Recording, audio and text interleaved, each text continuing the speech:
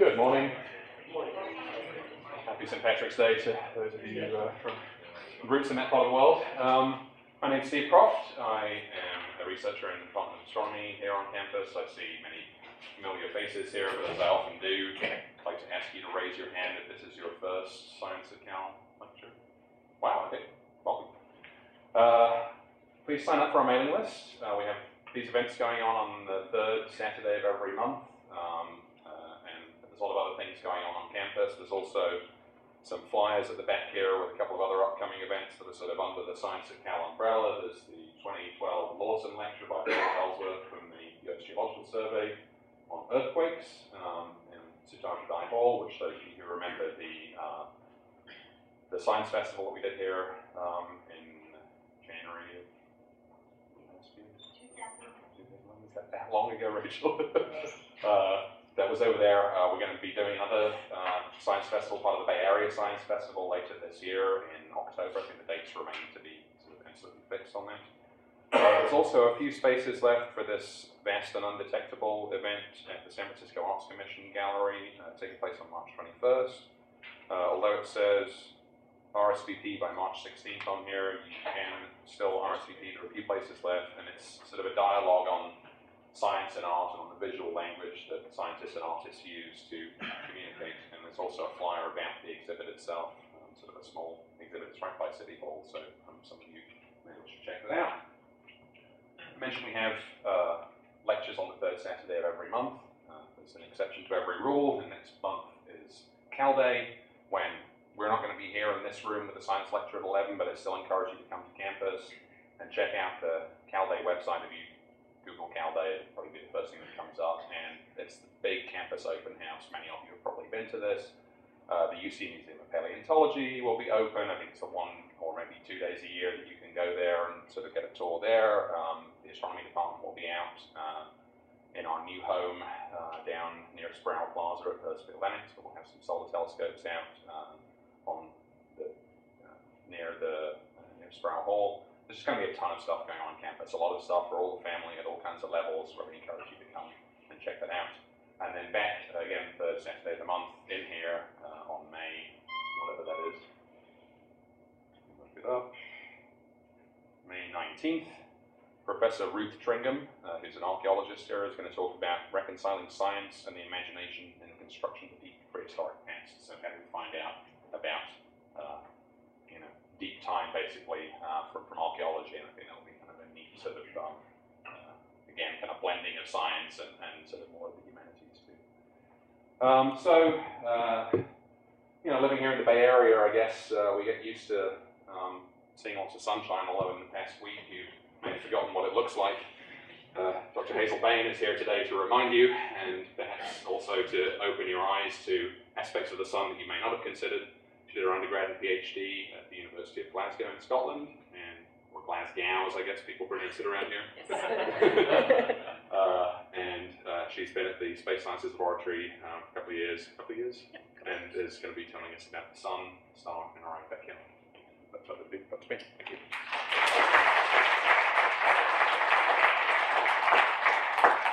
Yeah, so I guess the reason as Steve mentioned, I'm from Scotland. Oh, I should turn this on.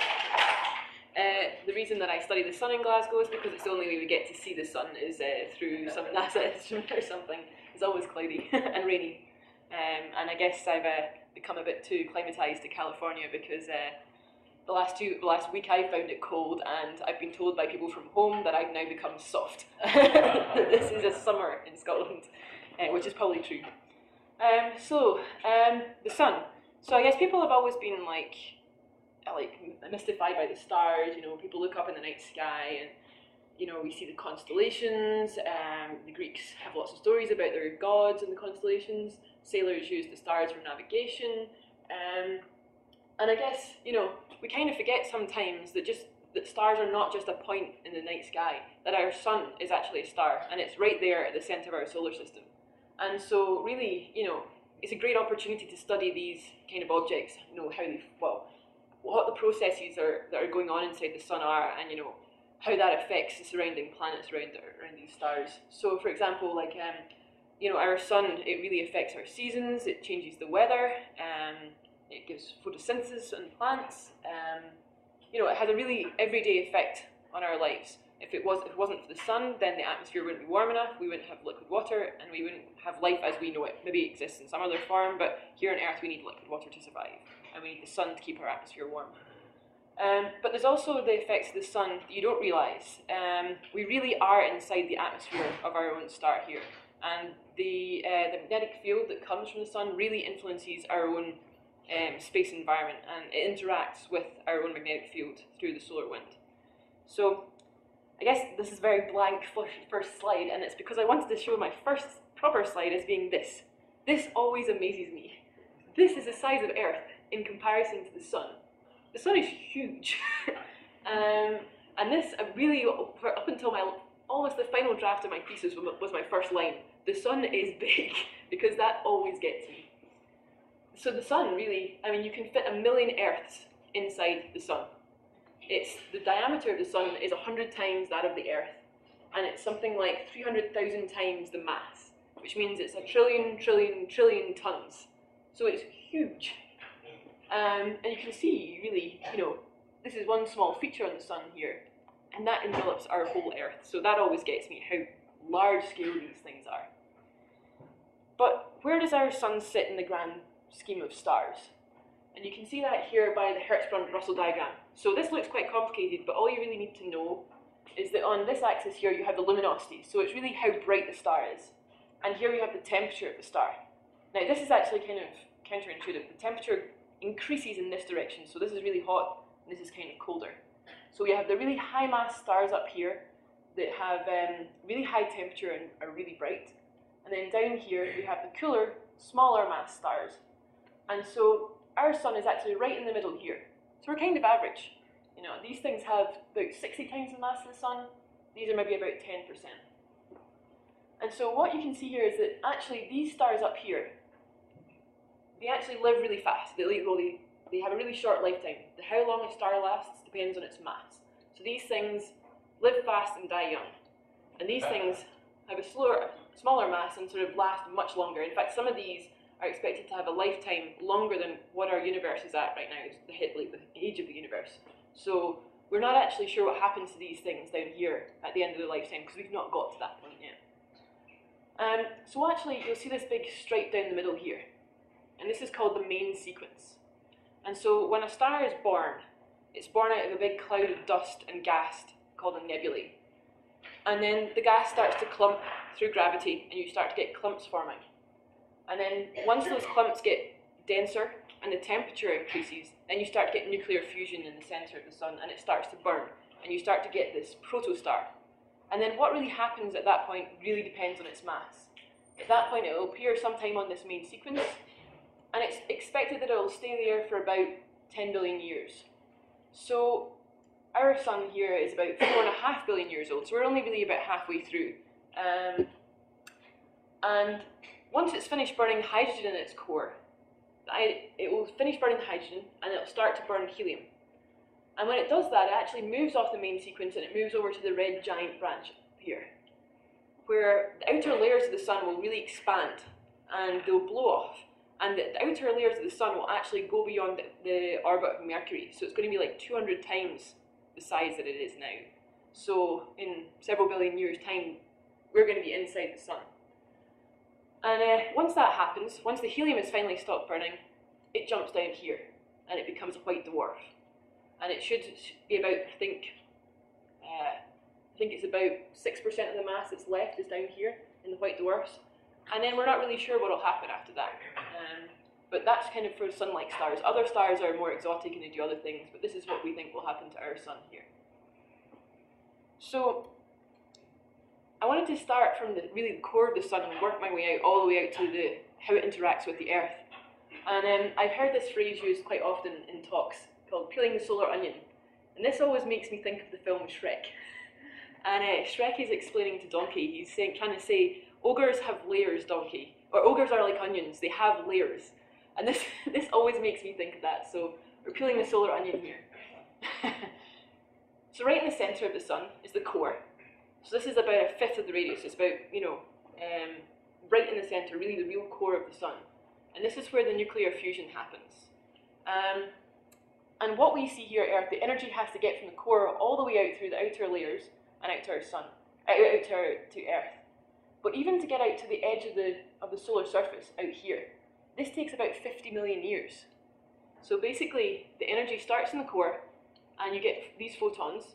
So this is just little bundles of energy or light, and they bounce around in here. They keep getting scattered and reabsorbed. So it takes about 50 million years for that energy in the core to get out to this part here, which we call the radiative zone, and then out through the convection zone. And so, really, if the centre of the sun switched off just like that, we wouldn't know about it for 50 million years. We wouldn't start to feel the effects of that for 50 million years. So here, in this outer region, this is just below the solar surface, and it's called the convection zone. And at this point, the energy transfer changes to be like convection. So this is where the plasma takes the heat and transfers it up to the surface. So it's kind of like boiling water. You'll see that you get little bubbles forming in the water, and the hot stuff flows up, and then the cool stuff goes down. And there's this really cool movie. This is from the Big Bear Solar Observatory, and this is actually down just outside Los Angeles, although it's run by the people in New Jersey. But each of these are what we call solar granulation cells. And so each one of these, I think this one down here I worked out to be about 3,000 kilometers in width. So these things are pretty huge. And you can see here that the stuff in the middle bubbles up, that's the hot stuff. And then the dark rims around the outside are where the cool stuff goes along and down back into the solar interior. So you get this churning motion. So yeah, I just think this is amazing to watch. And people actually do simulations of this, and sometimes you can't actually tell the difference between the simulations and the actual the movie, which is just amazing. What is the stuff that appears to be sort of in here? Yeah. I'm not entirely sure there. This might be something to do with the image processing actually, that maybe they've enhanced certain bits. It's probably just small parts of well, you get super granulation and small granulation. So basically, these are maybe the big cells, and these are probably smaller little cells where it's bubbling. But I think they're probably enhanced here just because of the image processing to get all these parts out. So, but they're probably small scale granulation in there. So once you get out of the solar interior, we have several layers, and they all look quite different. So if we start at the solar surface, this is really considered to be the photosphere. So if you look at the sun, well, not with your eyes because you shouldn't do that, but if you're just to see the sun through, without having any filters or anything, what you'll see is the photosphere. And I'll come back to that in a minute, but above the photosphere is the chromosphere. And the chromosphere, that's actually where the temperature is a minimum. So from the solar interior, the temperature slowly decreases until you get to the chromosphere, and there's like a temperature minimum in there. And what's really weird is that once you get to the corona, the temperature increases again. So in the chromosphere, it's about a few thousand degrees.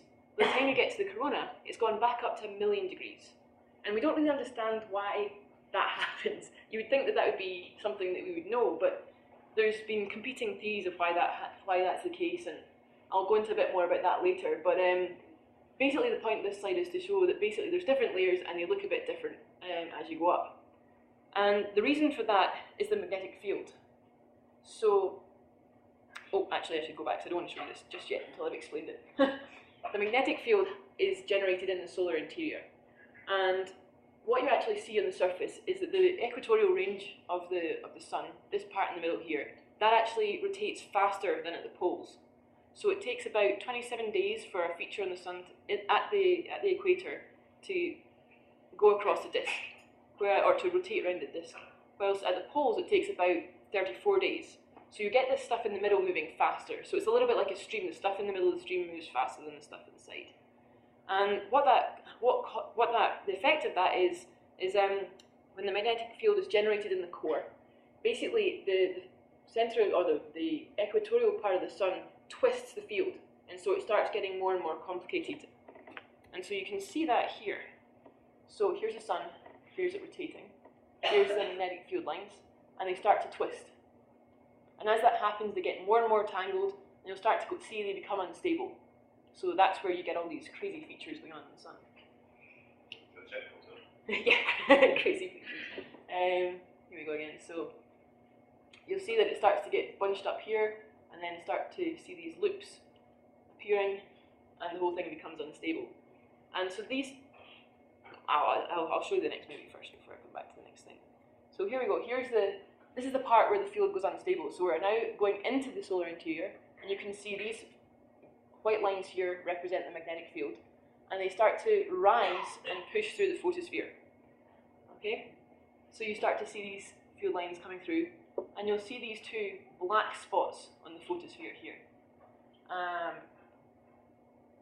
Here we go. And so you start to see different parts of field lines all over the sun, and that's what gives it our different structure, the different layers. So you're seeing different parts of the field, you're seeing different temperatures and different things like that. And so what these black spots are actually called sunspots. And if you're to look at them up close, then you can see there's this dark part in the middle here, followed by this part round about here. So the dark part in here is called the umbra, and this is the penumbra. And the reason this is dark in the middle, here the magnetic field is so strong that it actually prevents that hot material rising. It prevents the convection bringing the hot material up, so it appears dark. And then this stuff here, the magnetic field is kind of horizontal. In here it's sort of vertical. So you don't, convection is sort of happening round about here again, but you just really don't see anything in the middle here. Is that cooler? Yes, I think it is, actually. I forget what temperature it is. But on the photosphere you're looking at about 5,700 Kelvin or something like that for the photosphere. And what you can see here is that they come up in pairs, so are sort of complex sunspot pairs. So you can see here a few.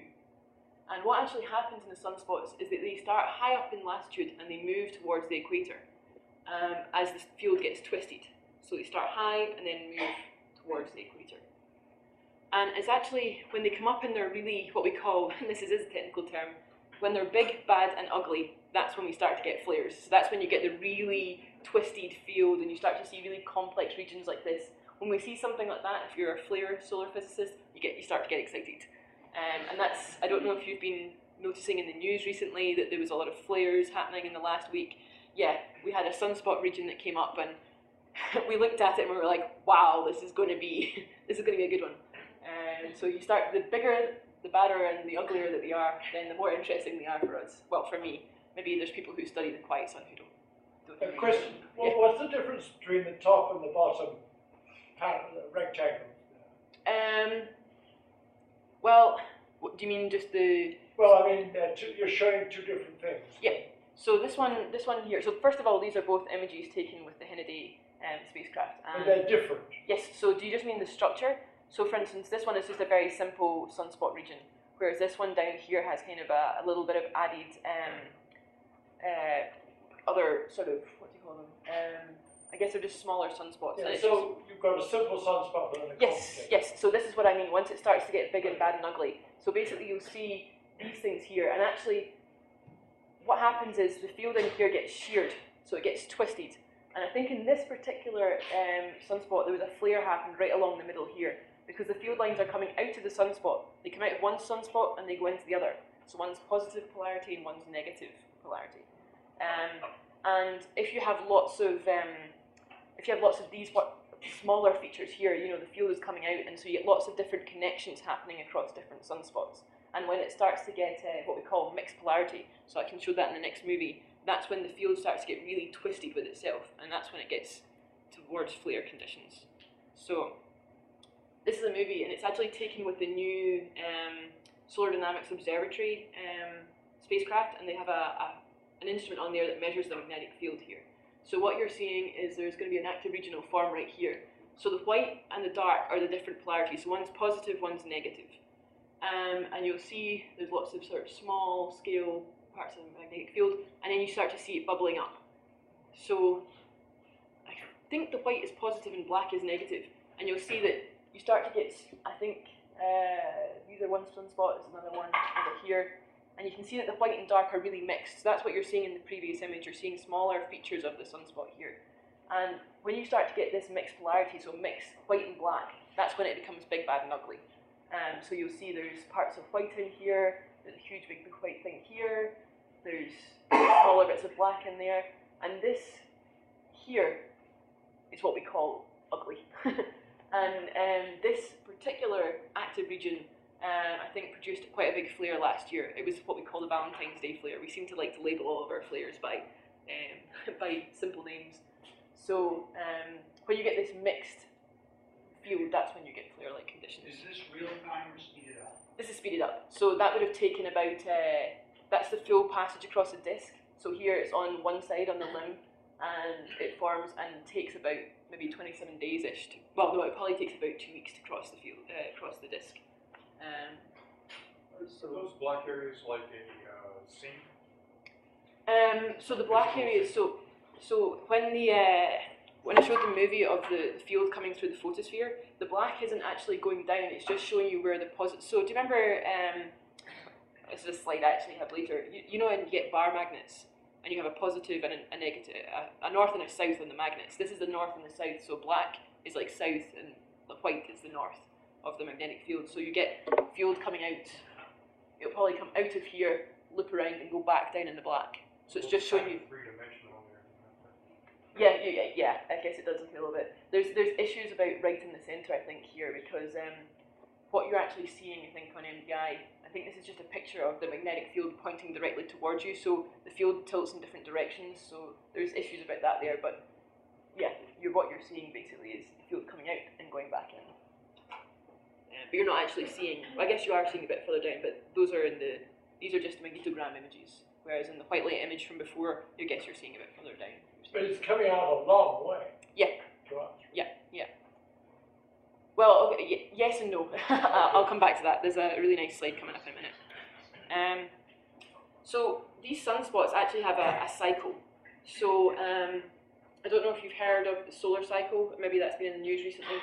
And it lasts about 11 years. And what we see is that sunspots, so each of one of these is a solar cycle. And this is what we call the butterfly diagram, just because it looks like a nice butterfly. And these are where the sunspots lie on the sun. So this is the North Pole, and this is the South Pole, and this line along here is the equator. Oops, that's the equator there. And so what I said about the sunspots forming at really high latitudes and then moving to the center, to the equator. So here we see them forming at high latitudes, and they moved to the equator on both sides, in both hemispheres. So, and you can see that the number of sunspots has a periodic cycle as well. So the number of sunspots increases in each of these. And the time that it takes to go from like here to the next part here is about 11 years. Okay, so we go through periods of maximum and minimum. So right at the start, like that animation where the field lines were just lying straight, that's solar minimum, everything's very quiet, it's not very interesting for flare people. Then the field gets really tangled and twisted, and you start to get flares, and you start to get sunspots, and they move closer to the equator, and that's when you get all the big flares. So the 11-year cycle there's actually a 22-year cycle. So the 11-year cycle are these sunspots moving towards the equator. And that actually, every 2 years, the north and the south pole of the magnetic field switch. So like in here, when we're on Earth, we have a north pole and a south pole. And on the sun, that actually switches every 22 years. So we have an 11-year sunspot cycle, but a 22-year magnetic cycle. And there's also a hint, people are not really sure about this, whether there's an overall, we have a really high solar maximum and then a lower maximum down here, that there might be some sort of maybe 100, 200 year cycle where it's, you get really big flares and lots of activity, which maybe around about here, and then maybe these solar cycles are a little bit less active. But that's unclear right now. Question about that data. Yeah. So, in the 1800s, it appears that it was lower activity, but would that be a matter of the accuracy of our data? Or our ability to see? Possibly, I'm not sure actually. I think there's other ways you can work out what the solar activity was, because you can see the effects here on Earth. So they might not have calculated it from the exact observations. How far back do these go? Well, actually no, because back in the 1800s, I think the first solar flare was seen in the 1800s. So I mean, they probably were actually taking sunspot measurements back there. So that probably is still quite accurate. The weird thing is this one, we're down here, and the weird thing is that it took us longer to get out of when we came out of the last solar maximum down here. It actually took longer for this cycle to start. We expected it to start a few years ago. I was really hoping that the solar maximum would come at the end of my PhD, which was 2 years ago, and I was thinking, oh great, I'll get some brilliant flares, because as a flare scientist, I started in solar minimum, so there was no new flares for me to look at, and it actually took really until the last maybe year or so, to now really, to start getting the big flares coming out. So we don't really understand everything there is to know about the solar cycle, and people try to predict how big the next solar cycle is going to be, how many big flares we're going to have, and I think very few people get it completely right. I think it's a large part of guesswork in some ways. This one has surprised us, so we'll see what happens as it continues. What are the low bars? I think it's just to show that the peak in the sun, in the number of sunspots really happens around about here. So what we actually find is we get the most, or the biggest flares really kind of in the decay phase of each solar cycle. So this is just to show that that's coming from that particular region here, that although the sunspot cycle ramps up and down, that you still see the sunspots for quite a bit in the decay. It was just this particular figure was the one nice figure that I could find that actually showed beyond 2010. A lot of the figures that I found stopped right here, and I was like, I really want to show that we picked up that you start to get this solar cycle starting up here. So yeah, so this shows what the sun is going to look like through solar minimum to solar maximum, back down to solar minimum. So you can see way back in 1986 that the sun was really quite quiet looking. It was quite simple. It was all what we consider quiet sun conditions. And then as the years went on, you start to see these active regions. So these are where the sunspots are and where the really complicated magnetic field is. And you start to see that there's quite a lot more of them.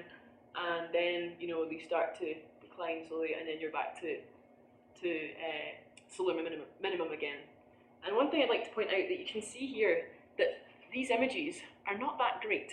So I'll show you later some of the new images coming from the new Solar Dynamics Observatory. But this is a great picture for showing the solar cycle, because the new instruments haven't been up there long enough to see the whole quiet max and then quiet again. So. But yeah, you can see that you can just make out that there's active regions there, but the new images that we get are just spectacular. There's ultraviolet. Yes. Yeah. How is it that the magnetic field becomes detangled? Detangled. Yeah, how it's all tangled at first and then Yep. it calms down. How does it detangle itself? Well, it rearranges itself. That's where you get the flares. So what's happening is that it gets twisted up and then it becomes unstable, and it can't exist in that really complicated state for too long. So it starts to have solar flares, and it starts to go, basically a solar flare in simple terms is the magnetic field rearranging itself from a very complex configuration with lots of energy stored into it to something simple. So it's like, I guess a very simple analogy is like an elastic band. You twist it, you store lots and lots of energy, it's really twisted, and you let it go. And it converts the energy in the band into, I guess heat or sound or whatever, the motion. And that's really what happens in solar flares, is you're releasing some of the energy that's stored in the magnetic field, and it goes back to a lower state. So yeah, that's really kind of what's happening, is where you see all these things. So this again is the quiet sun over here, and then this is the active sun, so you can see there's some flares going off here, there's lots of active regions. You can't, Ultraviolet as well? This is extreme ultraviolet, yes. This was from the NASA ESA mission, the SOHO mission, and this is EIT. So this again, these are kind of older images now, but again they show the differences between the solar and the solar maximum and solar minimum. One thing I'd like to point out here, you might notice there's a sort of darker region up round about here. These things are called coronal holes, and in solar minimum they tend to be up round about here, but in the maximum they can come down and they actually extend into the main disk of the flare. And that's where in these active regions the loops are very large, and they connect from one sunspot to another. Out here they actually go straight out into the interplanetary field, so they're what we call open magnetic fields. So they actually join with the interplanetary medium, and that's like the source of where we get some of the solar wind, and so that's where those things are coming from. But as it gets more complicated, those coronal holes start to move onto the disk. So yeah, this is my slide. That maybe I should have put that earlier on. this is like your normal bar magnet. So you have your north and your south and your field lines. So I don't remember, we had to do this in school, and you got iron filings, and you had to, sprinkle your iron filings over the magnet, and you got to be able to see where the field lines traced out. And so you can't actually see the magnetic field itself, but you can infer that it's there just from watching where these iron filings are. And so that's what we see in the corona. So basically the plasma in the corona is stuck onto the magnetic field lines. So what we're doing is we're tracing out where those loops are. And you can see they emerge from the photosphere here, they go up, and then they go back down into the photosphere. And that's like where those sunspots were. So you're getting this field coming up and looping around and coming out. And you can see how complicated it is. I mean, it's not as simple as those animations that you just get a field popping up and then it's there. These things are complicated. You get them joining here, there's some parts joining over there, there's, they're all over the place. And that's what I mean when it's big, bad and ugly, when it's twisted and confused. That's when the energy is all stored in the magnetic field and it's ready to get out. It's just waiting for something to happen, and then bam, a solar flare will go off. What's happening in the field that causes these lines? These lines here. Yeah. So to try and make it simple, below the photosphere, basically the plasma is stuck onto the field, and the rotation of the plasma pulls the field. In the corona, the plasma tells the magnetic, the plasma tells what the magnetic field where to go. So what's actually happening is that you're tracing out these field lines, and there's probably like hot electrons, for example. These are probably about a few megakelvin, a few million degrees in temperature, and so what you're seeing is the electrons and everything along these field lines brighten up, and that's what you're seeing. You're actually seeing them emit because they're hot. And so the reason we can actually see this, you can't see this with your eyes, but you can see it with EUV filters. So that's why we put up these spacecraft like TRACE and the new XDO one, and they have filters on it to basically just look at the EUV emission coming from these things. What is the definition of plasma? Okay, so it's basically the electrons and the ions. So in this case, we talk a lot about electrons. So the electrons here are stuck on the magnetic field line. So basically they spiral around it. So these ones here are basically showing hot electrons, and actually there'll probably be a lot of iron up here as well.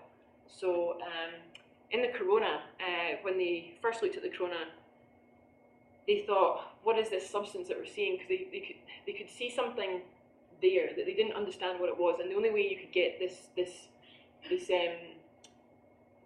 spectroscopy, basically they were seeing this substance on the sun and they were like, this must be a new substance, and they called what they could see in the corona coronium. And what it actually turned out to be was iron, because they couldn't, from the periodic table they have now, they couldn't work out how you could get anything so hot as to be able to see these lines. And the reason that you're actually seeing this is it's actually iron. And so when we say that the iron is ionized, you've got an iron atom, so it has its nucleus and it has all its protons and neutrons in the middle, and then the electrons spin around. And when it becomes ionized, basically the electrons get energy from the sun, and they get energized so fast that they basically leave the atom. They're able to leave it, and when that happens, you say that it's ionized. And so if you have iron 1, then it means it's lost one of its electrons. If you have iron 2, it's lost 2. And this stuff, I believe, is iron 13. So it's got to be really hot for those electrons to leave the atoms. And so what you're seeing here is really hot material, really hot iron, and you're seeing the emission from that thing, from that atom. Did you say iron 30? Iron 13, I think 13. It is. Yeah. Can you tell which side's going up and which side's going back down?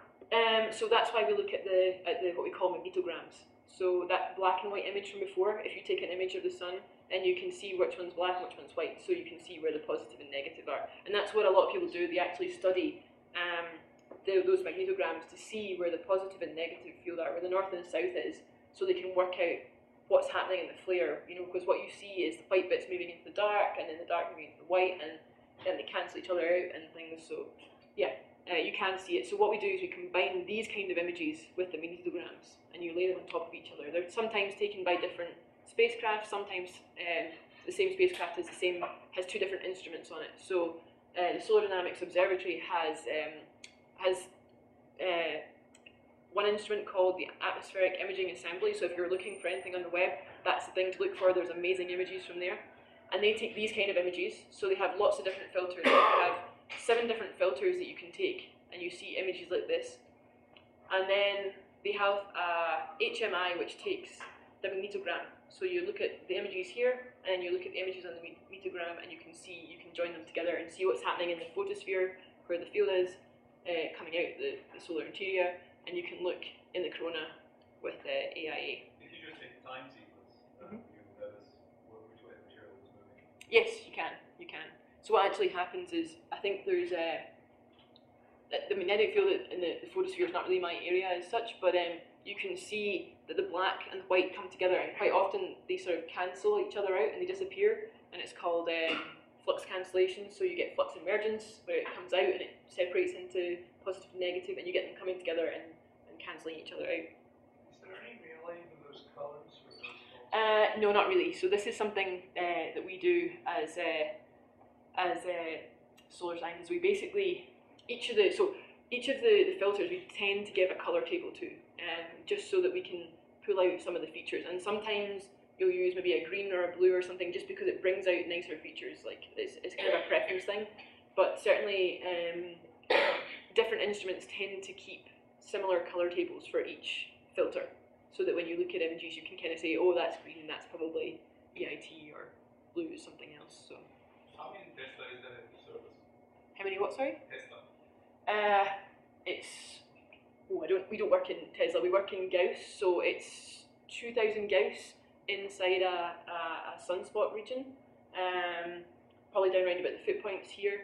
So, and then up round about here, we're not really sure actually the exact value of it, but it's probably around about maybe somewhere between 10 and 100 Gauss. So whatever the conversion to Gauss is, I forget. But the thing is, we don't actually know what the magnetic field strength is up in the corona, because measuring that is incredibly difficult. And that's one of the things that people are really trying to work out. So what they actually do is use the magnetogram data, so the black and the white spots data.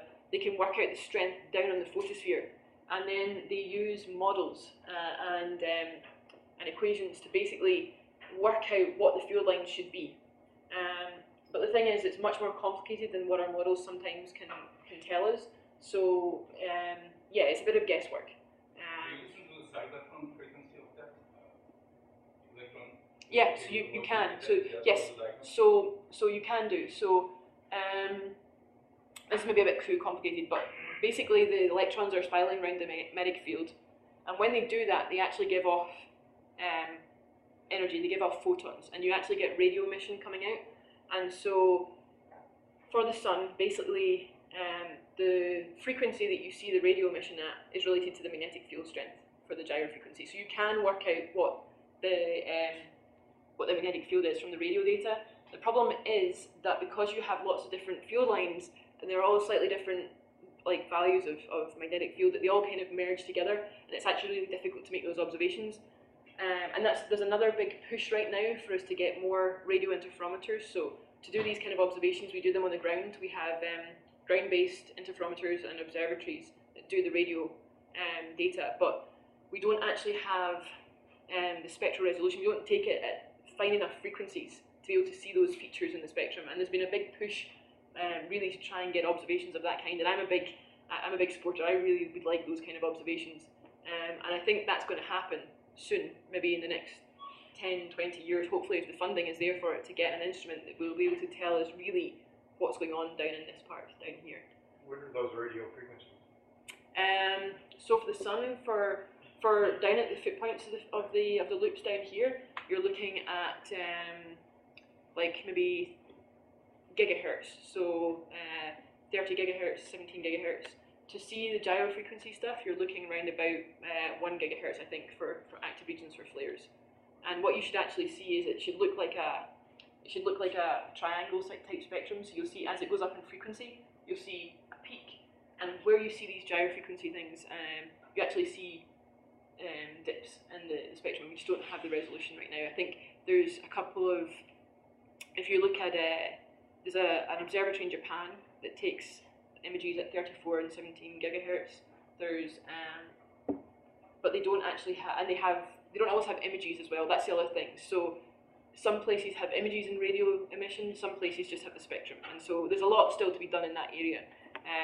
But yeah, that's quite complex. I'll stay clear of that right now. But there's different frequencies depending where you are in the world. There's different observatories that go anywhere from probably about 20 megahertz up to the gigahertz, and then below that we really have to be taking the observations in space. So in the kilohertz frequencies, it all comes from spacecraft. So again, this is the corona. So what we were seeing here is really just the flaring loops, and these are quite sort of, they're huge, but they're still quite low down. But during solar eclipses, and this is actually the moon that's in the middle here, you actually see that the coronal field extends way out into the interplanetary medium, and you can see that you get these things, we call them streamers, and these sort of exist above the active regions, and you can see that all the field actually just extends right out. These images are amazing. I think they require quite a lot of processing of the images. I should say that these are taken on Earth here. They're people who hunt eclipses, and they basically go and find solar eclipses, and they try and take these amazing photos. And but yeah, you can see that you see the open field down here from the coronal poles. You can see the streamers, and this is all extending out into what we call the heliosphere, and it interacts with the solar magnetic field and things like that. So do those streamers have radio frequencies on those rotating things? I guess they must do.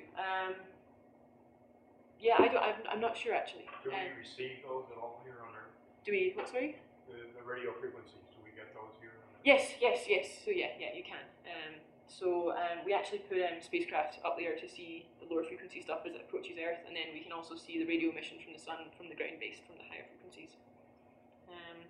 So yeah, these images are just amazing. I love looking at these ones.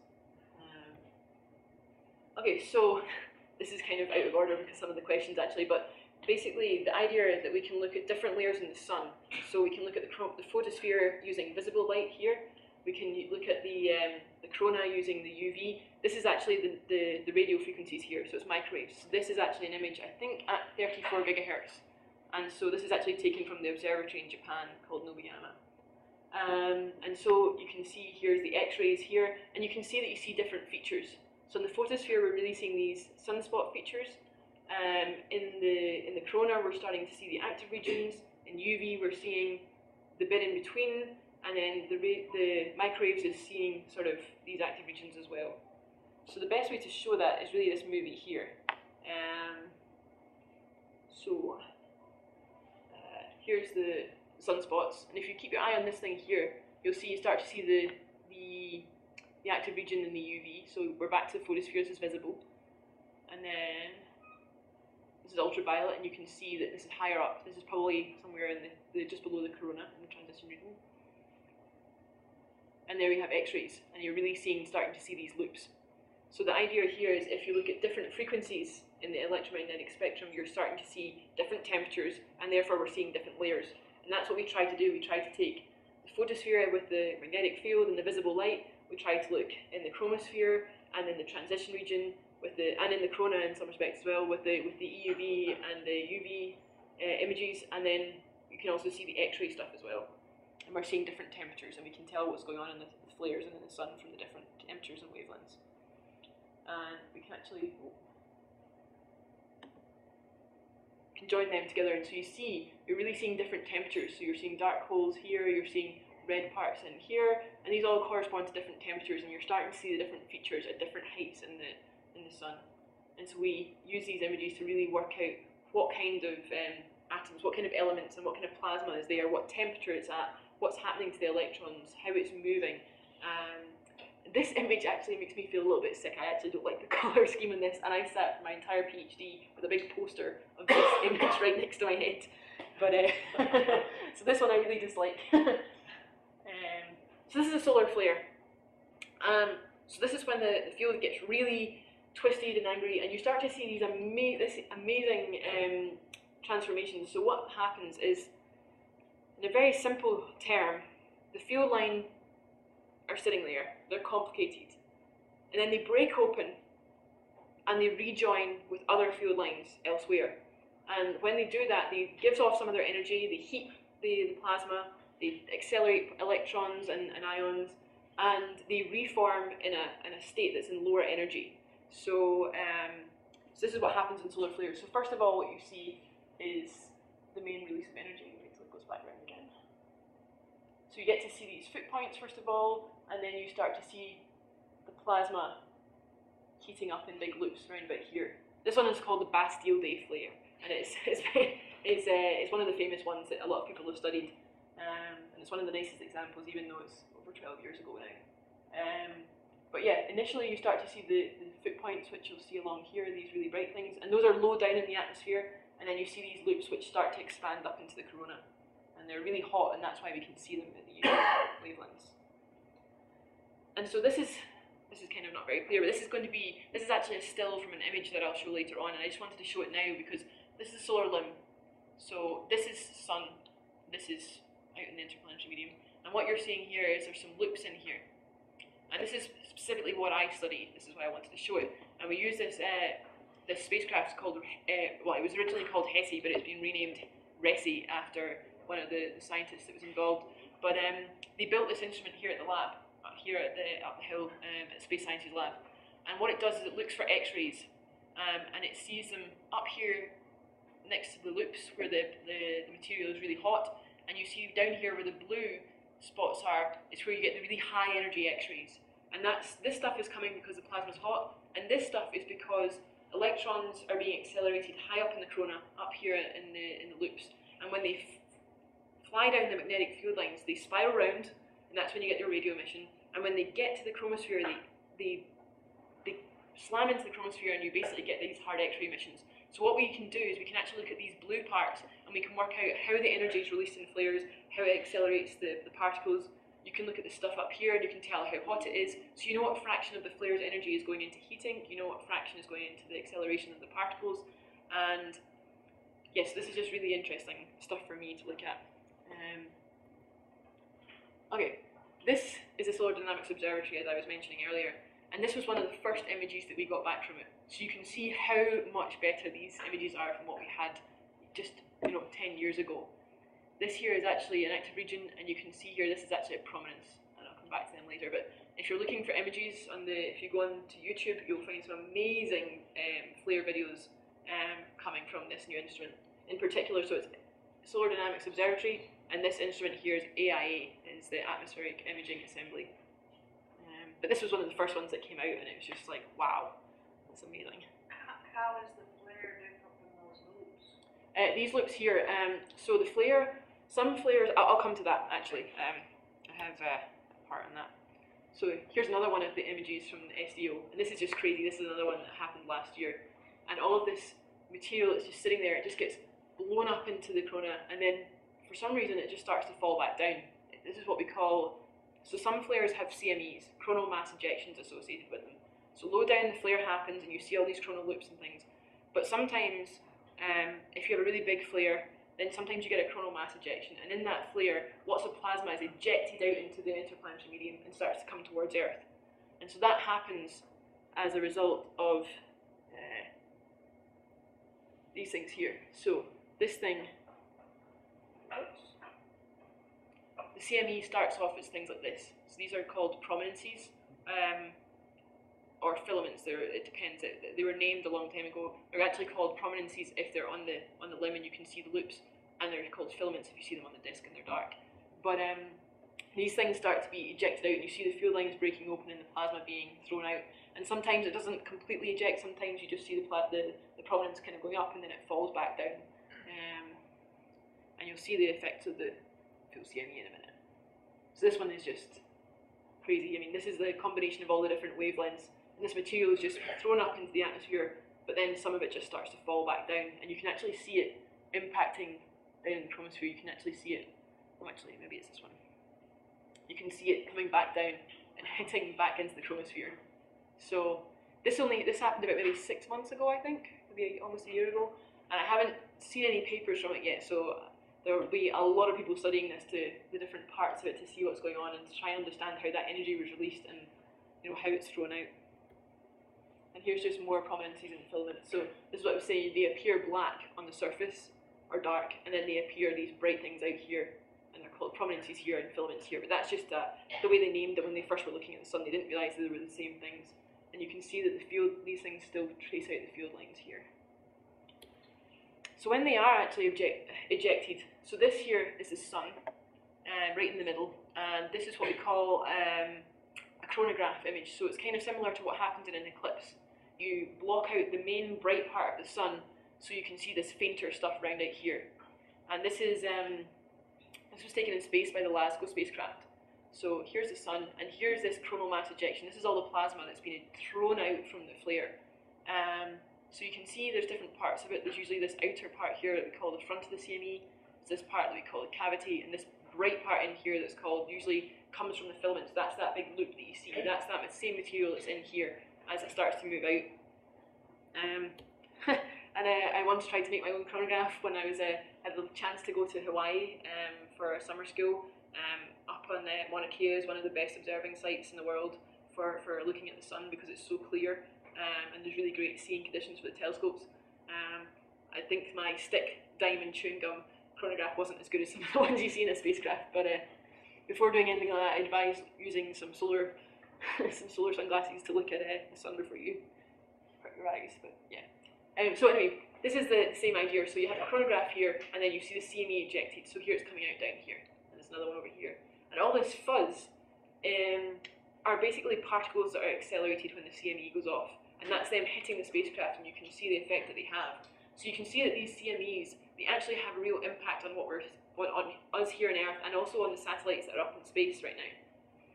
And so that's why it's kind of important to study these things, because all these crazy white things here are the effects of these energetic particles. And I don't know if you've heard that coronal mass ejections sometimes they cause radio blackouts, they cause power surges in communication lines and long wires and things like that. It's very dangerous for astronauts to be exposed to this kind of thing. If there's going to be a CME, I think they believe they put them in some kind of capsule or chamber or something to stop them being subjected to all these high energy particles. So this one's a little bit further out, so it shows a larger field of view. So here again you can see the occulting disk, and you can see the white light chronograph. These things in the background are actually all stars, because we're actually going round orbiting the sun. And you can see there's quite a lot of activity, lots of CMEs coming out. I think at solar maximum you can get, tens of CMEs a day kind of level. So What's that thing in the lower left? this here, this little here, actually this is the little piece that holds the occulting disk in place. So it's similar to my stick and dime. So that just keeps this little bit of metal in there, and it holds it in place. So usually they try and remove the effect of that just so it doesn't get in the way. And these things actually also catch comets, which is just kind of a nice side effect. And you'll see that the comet tail changes direction. So the comet tail is flowing back here because of solar wind, and then it gets blown off and you see it form in the other direction. So sometimes comets actually have two tails, one caused by the solar wind and the other one caused by the direction of the comet itself. So yeah, there's quite a lot of... Recently there's been a bit of publicity about one of the ones that the comet was actually seen. It was what we call a sun-grazing comet, so it flies really close to the sun, and when it gets close to the corona, there's a question about whether how the corona affects the comet, whether it will all burn up before it eventually hits the sun or not. So, how are we doing for time? Okay, so this is the movie. This is putting everything together. So this is taking the CMEs from the chronographs far out, and then you're getting closer to the sun. Then you start to see the EUV corona. Here we see the X-rays that we were seeing with RESI up here, and then you start to see the higher energy ones down here. And so this is how you can put it all together. So here's the flare, here's the CME propagating towards Earth. All this snow is the energetic particles that really are impacting the spacecraft. And so this is what we really want to look at, is how things happen in the sun, how they propagate out, and how they affect the Earth. So but in addition, the magnetic field is, in a way, independent of what you've just been showing. no, the magnetic field actually is, so when the CME goes off, the magnetic field is twisted up amongst that material, so it actually gets... Well, they interact, yes, yes. But I mean, you didn't show us the magnetic field. No, you can't see the magnetic field. You can only really see that if it's hot or something like that. So I guess, let me go back. Do the orbits of the comets get changed by the interaction with the flares? Unsure.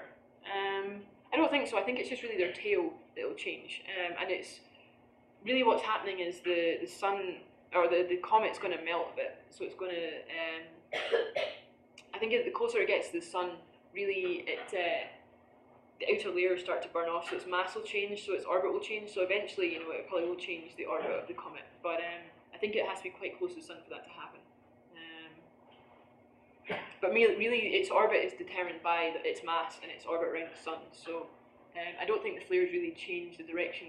I think they just probably have an interaction, or they blow off the tail. Essentially, is what happens. And everything we see there is just plasma. There's nothing as solid as an atom. Well, the plasma. So yeah, okay. So there are actually heavier elements in there. So a lot of what you see is the energetic particles, and you actually see ions, and I think you see helium-enriched things. So you see the heavier elements. They're smaller. Yeah. So that does get blown out as well. And you see basically what the filament is that forms the core of the CME is chromospheric material. So you're getting all the stuff that's in there. It gets up into the prominence, and then that blows out. So you start to see that as it arrives at the sun. I've forgotten what CME stands for. Coronal mass ejection. But it doesn't say what's ejected. Well, the plasma is plasma. But there's also heavier elements and things all involved in there as well.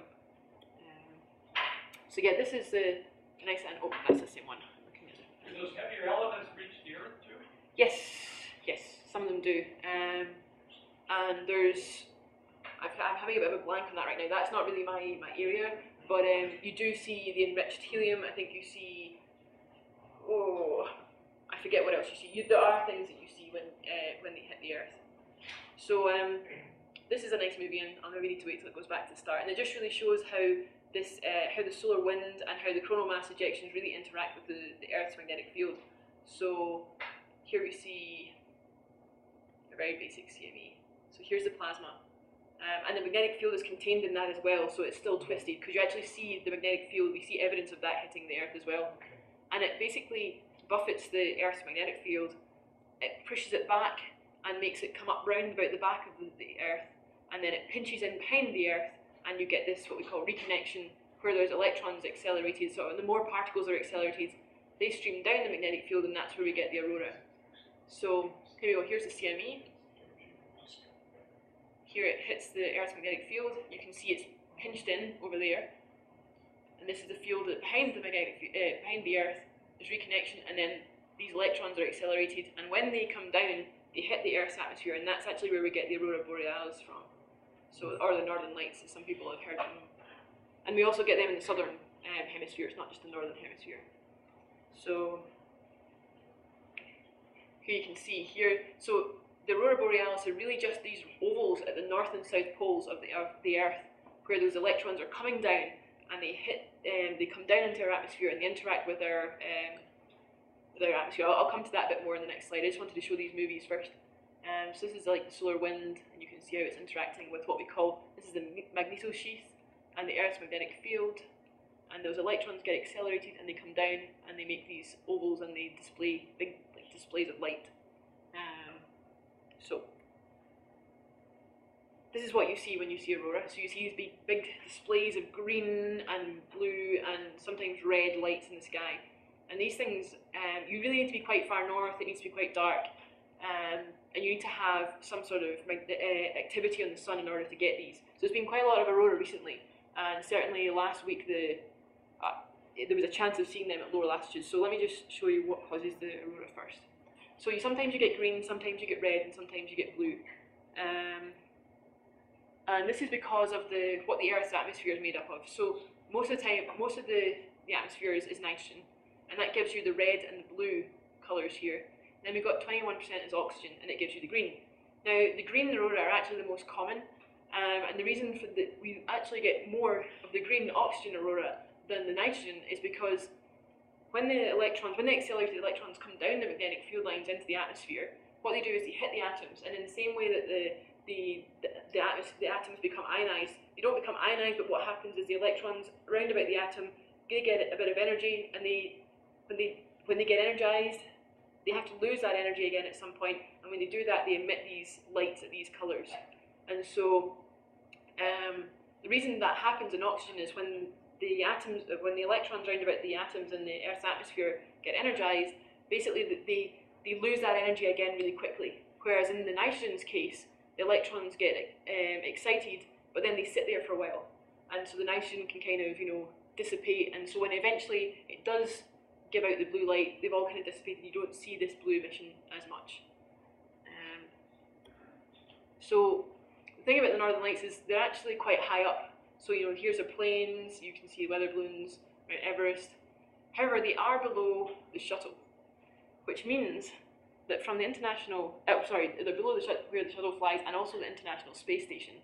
So it means that you can actually see the aurora from above the aurora from the International Space Station. So these are amazing movies. So here you can see the red and the green, and we're flying over, and you can see where all these electrons from the solar wind are coming down and hitting our atmosphere, and this is what's causing these lights. And what you're actually seeing is you're tracing out the ends of the magnetic field. So the magnetic field that comes in around about the Earth's atmosphere, they're all ending down where the aurora is. So you can see this nice glow. I just think these movies are amazing. So I see the red and the green there. I didn't see any blue. Yeah, the blue is just difficult to see. This one. Is this one? Yeah, I think these are amazing.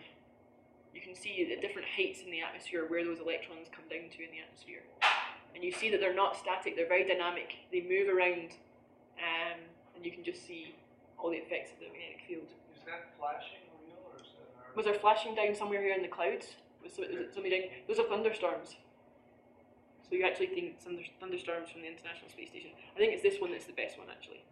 I think this is actually San Francisco that you see. Yeah, it is. So this is actually the Bay Area, I think, here. Maybe we passed the Bay Area, and then there's Los Angeles. This is Baja, and down into Mexico. And you can see all these thunderstorms as well from above. And then the lights, the cities. So yeah, I should probably finish up because that's about 12 o'clock. So I will add a few more slides actually just to finish. This is something that you might want to know if you ever want to go and look for aurora. You want to know where to see them. This is a map, and it shows you what we call the KP index. So if you're down here, you need a KP index of 9 in order to see the aurora. If you're higher up, you need lower levels. So up here, you only need a 3, and there's a good chance of seeing aurora. So you really need to see really nice aurora. You need to be further north, so there's more chance of seeing them.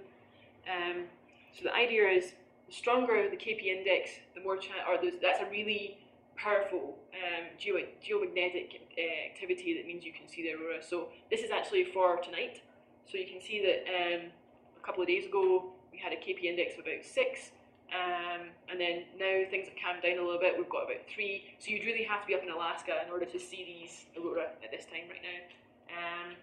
But I think there was one occasion in 2004 where the KP index went right up to 10, and they were able to see aurora down in Oklahoma. So every now and again there's a chance, but you still have to have clear skies, no clouds, and you want to get somewhere away from city pollution, from light pollution, from all street lights, everything. Get as far north as you can and get somewhere dark, and there's a good chance of seeing them.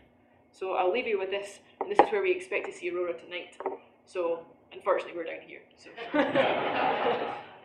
Yeah, Scotland might get something. I've never actually seen an aurora so far. But keep an eye out for them if you're flying, because if you're in a plane, sometimes you can see them. So that's really cool. Sit on the north side of the plane, and you might have a chance of seeing them. Okay, so I'll finish there.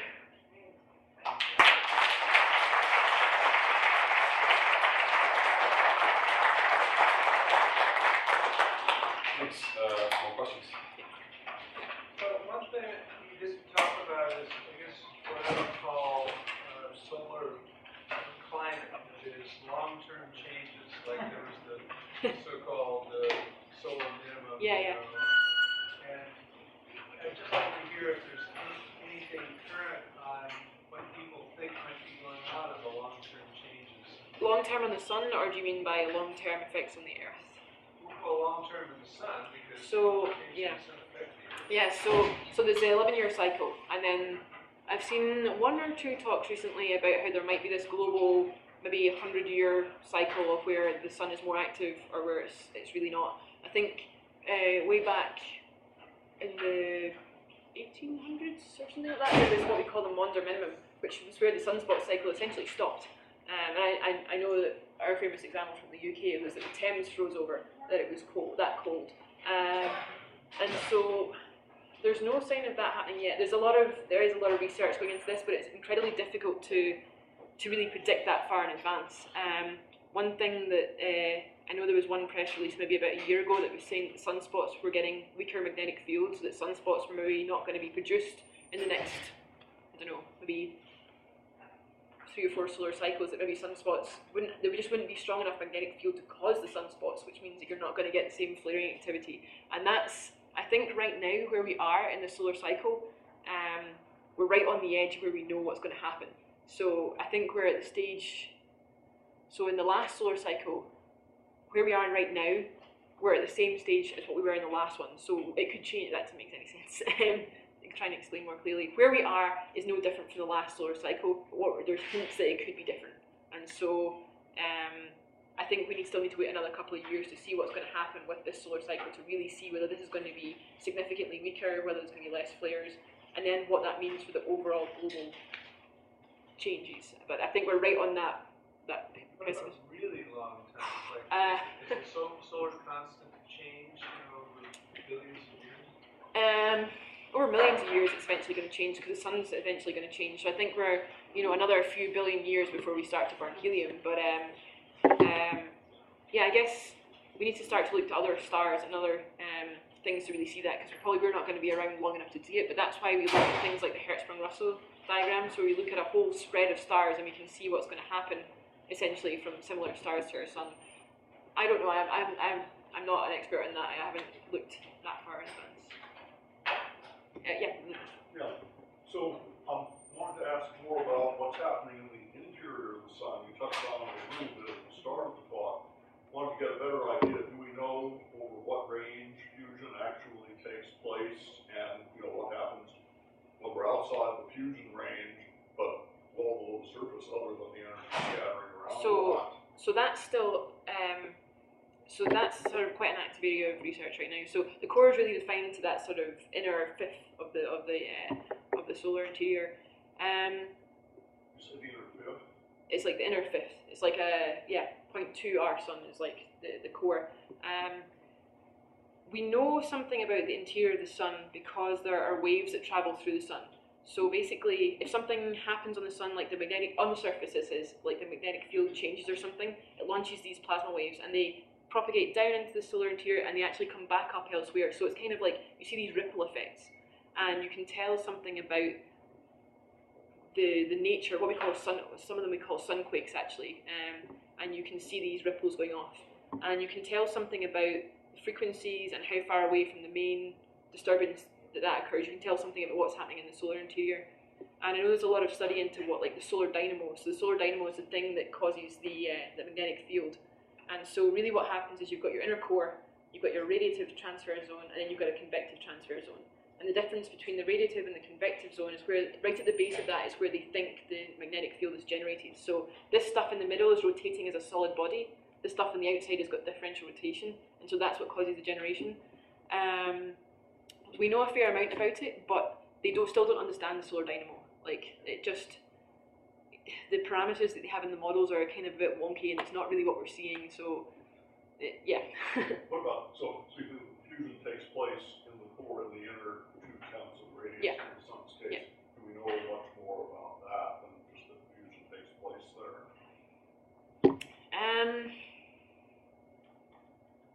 I don't know, actually.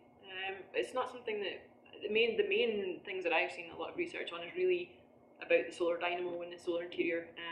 We know that different stars have different power sources. Yeah. Basically, when the sun is the PP chain. Yeah, that's true. Yeah, I mean, we know we know that the solar fusion, that fusion happens in terms of what we call the proton-proton chain, and then there's a CNO chain, and that generates the energy. But I don't see many talks about that that deep in the corona, in the core. Sorry. But I mean, you think the core would be rather homogeneous, even if it's very turbulent? It would be sort of more or less the same in one part as the other. I actually don't know. I mean, the sun surprises us in many ways, so I don't actually know, because the difficulty is probing that far down. So these waves that propagate in and come back out, I think they only really Even go down. Superman doesn't go down. Exactly. So there's one mission that's coming up in the next 10 years that actually the lab is going to have part in building one of the instruments. It's called Solar Probe. It's just going to fly straight at the sun. But I mean, it's not going to get. It's not going to get that far. I think it gets to like maybe like 1/10 of the distance from here to there. Well, 1/10 away from the sun. So it's going to go 9/10 closer. But we're not going to get to the core. So I think we don't really know for It's all certain. inference. Yeah. Are all stars on the same basic model? Don't some stars don't they rotate the same? So some stars are different. It depends on the mass. And so like what I've been talking about is really like the sun. Some stars I believe have they have the core, and then they have a convection zone, and then a radiative zone. So they have it the other way around. Some stars, like the ones up at the top of the Hertzsprung-Russell diagram, the high mass stars, they burn fast, die young kind. They can turn into supernovae or neutron stars, which basically mean that they become really dense, and so they just sit there. That's disastrous. Yeah, so they're completely different. And then the ones down at the bottom end, we don't really know what's going to happen to them because their lifetime is so long. But do they all have magnetic fields because of the way they are? Yes, I believe so. Planets. No, planets don't. So really, what you get, so what happens? There's a subtle point where you either get a star or a failed star. So the gas clumps together, and you can get these things called brown dwarfs, which basically don't have a high enough temperature or density for the fusion to start, and they basically just sit there being not fusing, and they are about 12 times the mass of Jupiter. So Jupiter is almost considered to be, well, it's not a black brown dwarf, but it's the same sort of size and idea. Where were they on the main sequence? They were right down the bottom. So the brown dwarfs, I believe. Yeah, well, I guess they are not really stars, so they're not on the main sequence because they're not burning fusion. But for the magnetic field, you really need a core. You need some way to generate that field. And it has to be symmetrical.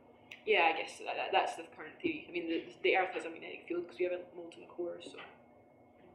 The point that you mentioned is the idea that you're going to send it into the core of the sun and it'll emit data that it gathers as long as it can until it's destroyed. Yeah, essentially. So we're not going to get to the core of the sun, but we're going to. The big question is, will Solar Probe Plus? Because actually this was proposed many years ago, but this is the new updated version. But it's going to see whether it can actually get into the corona, and that's actually one question that we're going to start working on is, will Solar Probe hit the corona? And there's going to be a big shield. So most of the instruments will sit behind the shield, except one little one which will peek around the edge. Not sure how they're going to do that, but yeah. What determines when fusion of hydrogen changes over to fusion of helium? Essentially when it runs out. So there becomes a point where all of your hydrogen has been converted to helium, and you just then start to fuse the helium. Are you not having any helium fusion during when hydrogen is fused? I think it sits inactive until a certain point. I think it sits in the middle being inactive until a certain point. You probably need some change in the conditions in order to start fusing the helium. What are they going to make that shield out of? Ceramic? I don't know. That I actually don't know. You talked about the electrons connecting to the Earth's magnetosphere. What happens with the ions? Unclear. This is I'm more of a flare person, but I would think you probably get some similar interactions or something. I don't know. Do the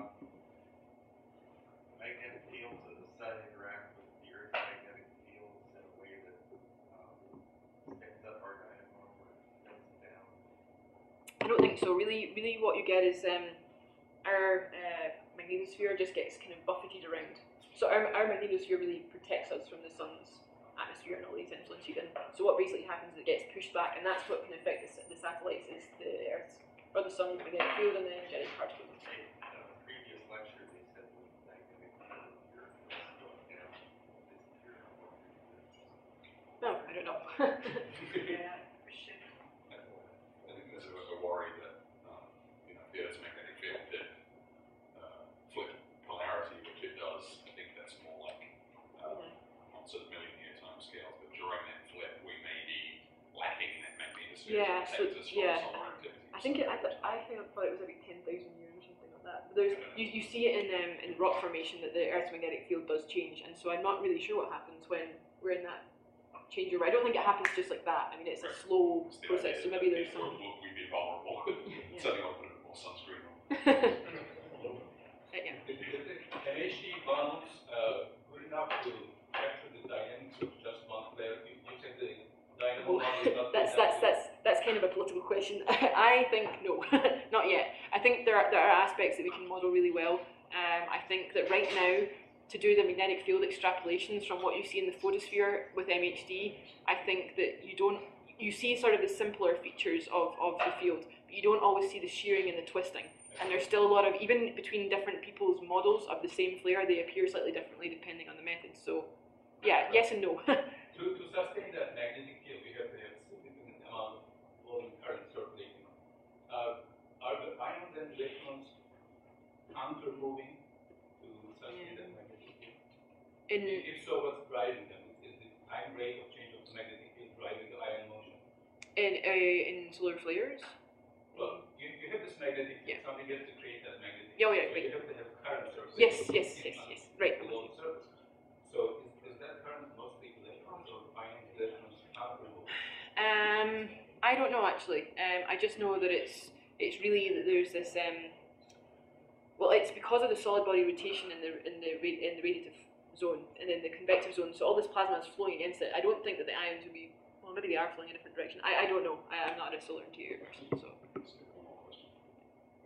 was going to ask how you got into this field. What made you decide to? A lot of people always say they started looking at the stars when they were younger and stuff. I actually just always chose subjects that I wanted to do in school, and I somehow ended up being a solar astronomer. So I always enjoyed like physics and maths and things when I was in school. I did that at university, and then one summer I did a summer project between my 3rd and 4th years, and it was on solar physics. And we were looking at these things called solar tadpoles, and above flares you see these bits of plasma, these voids wiggling down, and they were called solar tadpoles. And that just for some reason just caught my imagination, and from then on I was like, ooh, with the sun, I guess you have so much data. Like everybody in my year wants to be a cosmologist because that's where all the exotic questions about where the universe formed and stuff. And I just thought, why would you want to do that when you get 5 points in your graph? I want to be able to see the sun and get nice movies and get good information and not be defined by the statistics. I wanted to see, actually see what I was looking at. So that's really, I guess, why I chose solar physics, just because I thought it was fascinating to look at these things. So that and the fact that the sun is still huge, that's my number one thing. I just still can't get over that. So. Thanks everyone for coming, please. Several billion years' time, we're going to be inside the sun. And once that happens, once the helium has finally stopped burning, it jumps down here, and it becomes a white dwarf. And it should be about, I think it's about 6% of the mass that's left is down here in the white dwarfs. And then we're not really sure what will happen after that. But that's kind of for sun-like stars. Other stars are more exotic and they do other things, but this is what we think will happen to our sun here. So I wanted to start from the core of the sun and work my way out, all the way out to how it interacts with the Earth. And I've heard this phrase used quite often in talks called peeling the solar onion. And this always makes me think of the film Shrek. And Shrek is explaining to Donkey, he's trying to say, ogres have layers, Donkey. Or ogres are like onions, they have layers. And this always makes me think of that. So we're peeling the solar onion here. So right in the center of the sun is the core. So this is about 1/5 of the radius. It's about, right in the center, really the real core of the sun. And this is where the nuclear fusion happens. And what we see here at Earth, the energy has to get from the core all the way out through the outer layers and out to our sun, out to Earth. But even to get out to the edge of the solar surface out here, this takes about 50 million years. So basically, the energy starts in the core, and you get these photons. So this is just little bundles of energy or light, and they bounce around in here. They keep getting scattered and reabsorbed. So it takes about 50 million years for that energy in the core to get out to this part here, which we call the radiative zone, and then out through the convection zone. And so, really, if the center of the sun switched off just like that, we wouldn't know about it for 50 million years. We wouldn't start to feel the effects of that for 50 million years. So here, in this outer region, this is just below the solar surface, and it's called the convection zone. And at this point, the energy transfer changes to be like convection. So this is where the plasma takes the heat and transfers it up to the surface. So it's kind of like boiling water. You'll see that you get little bubbles forming in the water, and the hot stuff flows up, and then the cool stuff goes down. And there's this really cool movie. This is from the Big Bear Solar Observatory, and this is actually down just outside Los Angeles, although it's run by the people in New Jersey. But each of these are what we call solar granulation cells. And so each one of these, I think this one down here I worked out to be about 3,000 kilometers in width. So these things are pretty huge. And you can see here that the stuff in the middle bubbles up, that's the hot stuff. And then the dark rims around the outside are where the cool stuff goes along and down back into the solar interior. So you get this churning motion. So yeah, I just think this is amazing to watch. And people actually do simulations. Science and sort of more of the humanities too. Living here in the Bay Area, I guess we get used to seeing lots of sunshine, although in the past week you may have forgotten what it looks like. Dr. Hazel Bain is here today to remind you, and perhaps also to open your eyes to aspects of the sun that you may not have considered. She did her undergrad and PhD at the University of Glasgow in Scotland, or Glasgow, as I guess people pronounce it around here. And she's been at the Space Sciences Laboratory a couple of years, and is going to be telling us about the sun, star, and our own backyard. That's what it would be. That's me. Thank you.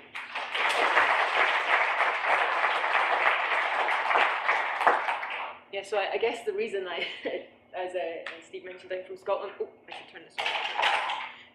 The reason that I study the sun in Glasgow is because it's the only way we get to see the sun is through some NASA instrument or something.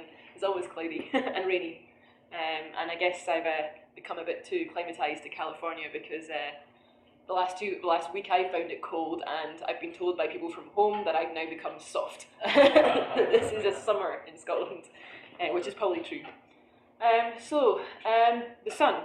So I guess people have always been like mystified by the stars. People look up in the night sky and we see the constellations. The Greeks have lots of stories about their gods and the constellations. Sailors use the stars for navigation. And I guess, we kind of forget sometimes that stars are not just a point in the night sky, that our sun is actually a star, and it's right there at the center of our solar system. And so really, it's a great opportunity to study these kind of objects, what the processes that are going on inside the sun are, and how that affects the surrounding planets around these stars. So for example, our sun, it really affects our seasons, it changes the weather, it gives photosynthesis on plants. It has a really everyday effect on our lives. If it wasn't for the sun, then the atmosphere wouldn't be warm enough, we wouldn't have liquid water, and we wouldn't have life as we know it. Maybe it exists in some other form, but here on Earth we need liquid water to survive, and we need the sun to keep our atmosphere warm. But there's also the effects of the sun that you don't realise. We really are inside the atmosphere of our own star here, and the magnetic field that comes from the sun really influences our own space environment, and it interacts with our own magnetic field through the solar wind. So I guess this is a very blank first slide, and it's because I wanted to show my first proper slide as being this. This always amazes me. This is the size of Earth in comparison to the sun. The sun is huge. And this really, up until almost the final draft of my thesis was my first line. The sun is big, because that always gets me. So the sun really, you can fit 1 million Earths inside the sun. The diameter of the sun is 100 times that of the Earth, and it's something like 300,000 times the mass, which means it's 1 trillion tons. So it's huge. And you can see, really, this is one small feature on the sun here, and that envelops our whole Earth. So that always gets me, how large scale these things are. But where does our sun sit in the grand scheme of stars? And you can see that here by the Hertzsprung-Russell diagram. So this looks quite complicated, but all you really need to know is that on this axis here you have the luminosity. So it's really how bright the star is. And here you have the temperature of the star. Now this is actually kind of counterintuitive. The temperature increases in this direction. So this is really hot, and this is kind of colder. So we have the really high mass stars up here that have really high temperature and are really bright. And then down here we have the cooler, smaller mass stars. And so our sun is actually right in the middle here. So we're kind of average. These things have about 60 times the mass of the sun. These are maybe about 10%. And so what you can see here is that actually these stars up here, they actually live really fast. They have a really short lifetime. How long a star lasts depends on its mass. So these things live fast and die young. And these things have a smaller mass and sort of last much longer. In fact, some of these are expected to have a lifetime longer than what our universe is at right now, the age of the universe. So we're not actually sure what happens to these things down here at the end of their lifetime because we've not got to that point yet. So actually, you'll see this big stripe down the middle here. And this is called the main sequence. And so when a star is born, it's born out of a big cloud of dust and gas called a nebulae. And then the gas starts to clump through gravity and you start to get clumps forming. And then once those clumps get denser and the temperature increases, then you start to get nuclear fusion in the center of the sun and it starts to burn and you start to get this protostar. And then what really happens at that point really depends on its mass. At that point it will appear sometime on this main sequence and it's expected that it will stay there for about 10 billion years. So our sun here is about 4.5 billion years old, so we're only really about halfway through. And once it's finished burning hydrogen in its core, it will finish burning hydrogen and it will start to burn helium. And when it does that, it actually moves off the main sequence and it moves over to the red giant branch here, where the outer layers of the sun will really expand and they'll blow off. And the outer layers of the sun will actually go beyond the orbit of Mercury. So it's going to be like 200 times the size that it is now. So in... Good morning. Happy St. Patrick's Day to those of you from groups in that part of the world. My name's Steve Croft. I am a researcher in the Department of Astronomy here on campus. I see many familiar faces here, but as I often do, I'd like to ask you to raise your hand if this is your first Science at Cal lecture. Wow, okay, welcome. Please sign up for our mailing list. We have these events going on the third Saturday of every month, and there's a lot of other things going on campus. There's also some flyers at the back here with a couple of other upcoming events that are sort of under the Science at Cal umbrella. There's the 2012 Lawson lecture by Bill Ellsworth from the US Geological Survey on earthquakes, and Sujata Dye Hall, which those of you who remember the science festival that we did here in January of last year. 2011. Is that long ago, Rachel? That was over there. We're going to be doing another science festival, part of the Bay Area Science Festival later this year in October. I think the dates remain to be sort of absolutely fixed on that. There's also a few spaces left for this vast and undetectable event at the San Francisco Arts Commission Gallery, taking place on March 21st. Although it says RSVP by March 16th on here, you can still RSVP. There are a few places left, and it's sort of a dialogue on science and art and on the visual language that scientists and artists use to communicate. And there's also a flyer about the exhibit itself, sort of a small exhibit. It's right by City Hall, so some of you may wish to check that out. I mentioned we have lectures on the third Saturday of every month. There's an exception to every rule. The next month is Cal Day, when we're not going to be here in this room with a science lecture at 11, but I still encourage you to come to campus and check out the Cal Day website. If you Google Cal Day, it'll probably be the first thing that comes up, and it's the big campus open house. Many of you have probably been to this. The UC Museum of Paleontology will be open. I think it's the 1 or maybe 2 days a year that you can go there and sort of get a tour there. The astronomy department will be out in our new home down near Sproul Plaza at Hurstville Lennox, but we'll have some solar telescopes out on the near Sproul Hall. There's just going to be a ton of stuff going on campus, a lot of stuff for all the family at all kinds of levels. Really encourage you to come and check that out. And then back again, third Saturday of the month in here on May, whatever that is. Look it up.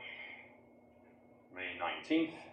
Professor Ruth Tringham, who's an archaeologist here, is going to talk about reconciling science and the imagination in the construction of the deep prehistoric past. So how do we find out about deep time, basically, from archaeology, and I think that'll be kind of a neat sort of, again, kind of blending of this. And sometimes you can't actually tell the difference between the simulations and the actual the movie, which is just amazing. What is the stuff that appears to be sort of in here? Yeah. I'm not entirely sure there. This might be something to do with image processing, actually, that maybe they've enhanced certain bits. It's probably just small parts of well, you get super granulation and small granulation. So basically, these are maybe the big cells, and these are probably smaller little cells where it's bubbling. But I think they're probably enhanced here just because of the image processing to get all these parts out. So, but they're probably small scale granulation in there. So once you get out of the solar interior, we have several layers, and they all look quite different. So if we start at the solar surface, this is really considered to be the photosphere. So if you look at the sun, well, not with your eyes because you shouldn't do that, but if you're just to see the sun through, without having any filters or anything, what you'll see is the photosphere. I'll come back to that in a minute, but above the photosphere is the chromosphere. And the chromosphere, that's actually where the temperature is a minimum. So from the solar interior, the temperature slowly decreases until you get to the chromosphere, and there's like a temperature minimum in there. And what's really weird is that once you get to the corona, the temperature increases again. So in the chromosphere, it's about, you know, a few thousand degrees. By the time you get to the corona, it's gone back up to 1,000,000 degrees. And we don't really understand why that happens. You would think that that would be something that we would know, but there's been competing theories of why that's the case, and I'll go into a bit more about that later. But basically the point of this slide is to show that basically there's different layers and they look a bit different as you go up. And the reason for that is the magnetic field. So, oh, actually I should go back because I don't want to show you this just yet until I've explained it. The magnetic field is generated in the solar interior. And what you actually see on the surface is that the equatorial range of the sun, this part in the middle here, that actually rotates faster than at the poles. So it takes about 27 days for a feature on the sun at the equator to go across the disk, or to rotate around the disk. Whilst at the poles it takes about 34 days. So you get this stuff in the middle moving faster. So it's a little bit like a stream. The stuff in the middle of the stream moves faster than the stuff at the side. And the effect of that is when the magnetic field is generated in the core, basically the center or the equatorial part of the sun twists the field, and so it starts getting more and more complicated. And so you can see that here. So here's the sun, here's it rotating, here's the magnetic field lines, and they start to twist. And as that